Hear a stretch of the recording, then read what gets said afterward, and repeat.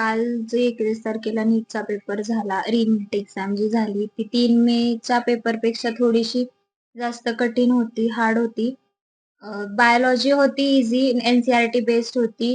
Chemistry थोडीशी लेंदी होती, ती पण एन-सी-आर-टी बेस्ड होती. बट फिजिक्सचं टफनेस लेव्हल जे ॲडव्हान्स सारखं होतं. क्वेशन्स थोडेसे लेंदी होते आणि ते सॉल्व्ह करता टाईम खूप जात होता. टाईमाचा एक भार पडला होता आमच्यावर काल पेपर देताना. पेपर दिल्यानंतर तुम्ही तुमच्या कुटुंबाशी भेटला. तर कुटुंबाकडे आपण भावना काय व्यक्त केली? कुटुंबांना सांगितलं कुटुंबामध्ये की पेपर अवघड होता. अपेक्षित आहे तेवढे गुण पडतील की नाही याची गॅरंटी नाहीये. ते म्हटले बघूया जे होईल ते होईल. तो आता बघू रिझल्ट लागेल तेव्हाच.